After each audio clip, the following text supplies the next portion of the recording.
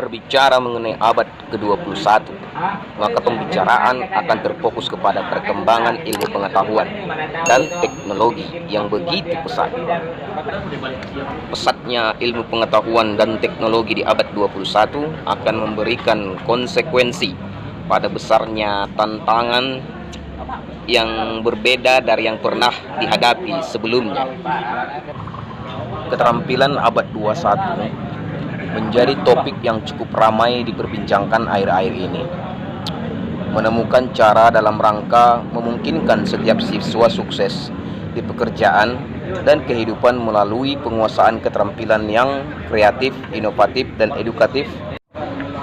Menurut pandangan relevansi saya sederhana, siswa itu harus terlibat dalam proses pembelajaran yang berbasis inquiry, yang mana menekankan kebenaran dan relevansi, mengembangkan keterampilan berpikir tingkat tinggi. Itu wajib mereka perlukan di era globalisasi ini. Menurut pengalaman saya, setiap peserta didik akan menerapkan cara belajar yang berbeda-beda, sehingga ini menjadi sebuah tantangan bagi setiap tenaga pengajar guru untuk bisa membantu siswa menemukan bagaimana cara pribadinya untuk belajar dengan efektif. Di abad ke-21 ini, siswa akan dihadapkan terhadap jenis pekerjaan-pekerjaan yang selalu berbau teknologi dan juga problematika hidup yang mungkin untuk saat ini bagi mereka belum bisa diprediksi dan bisa dibayangkan.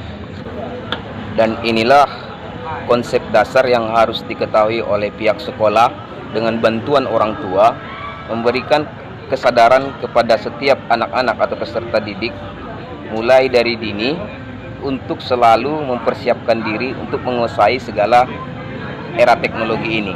Maka kesimpulan yang bisa ditarik adalah siswa dituntut untuk sanggup bertarung dan mampu bekerja sama untuk bisa menghadapi tantangan masa depan yang pastinya itu akan mereka lalui di kemudian hari.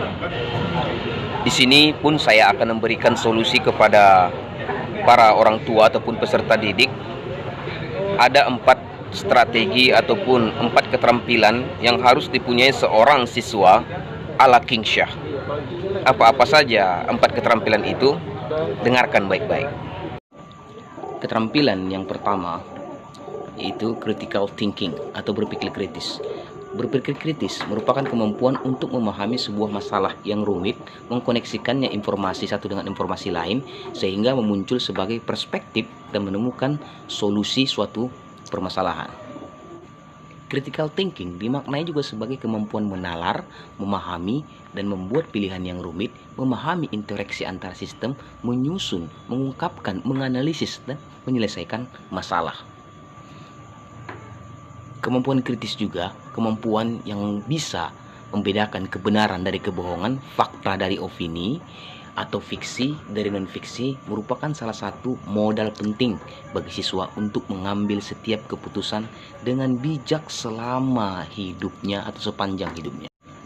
Keterampilan yang kedua adalah collaboration atau kolaborasi, yang mana kolaborasi adalah kemampuan untuk bekerja sama, saling bersinergi, beradaptasi dalam berbagai peran dan tanggung jawab.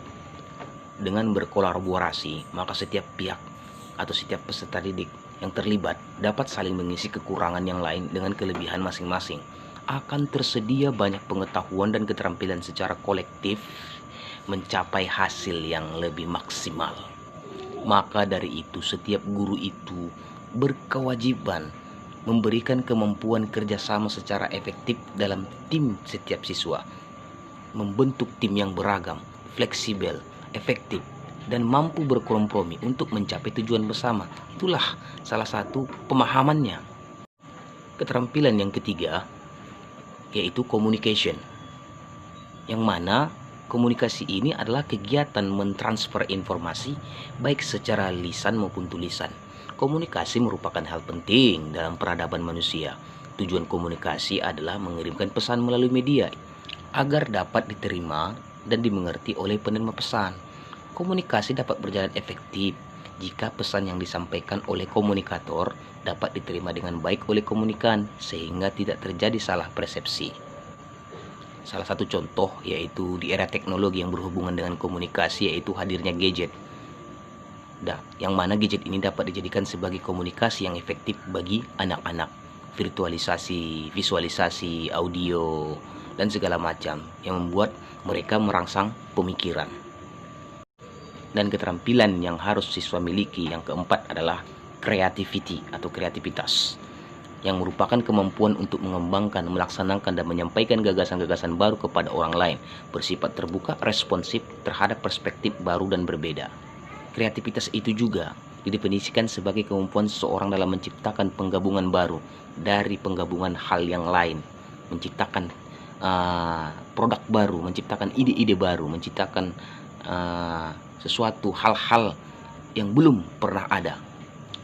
Dan perlu kita ketahui, berpikir kreatif itu mampu menciptakan berbagai inovasi baru adalah salah satu keterampilan yang harus dimiliki di abad ke-21 ini, yang akan membuat seseorang mampu bertahan dan tidak tergantikan oleh robot atau mesin di bidang pekerjaannya. Kreativitas. Nah, itu dia 4 keterampilan yang harus dimiliki oleh seorang siswa atau peserta didik apabila ingin siap matang dalam menghadapi masa depan. Cek gurumu, cek sekolahmu, apakah mereka menggiringmu ke dalam 4 keterampilan ini. Cek. I think this is enough. Thank you very much to watching my video, and I hope you don't forget it to like, subscribe, and comment my video.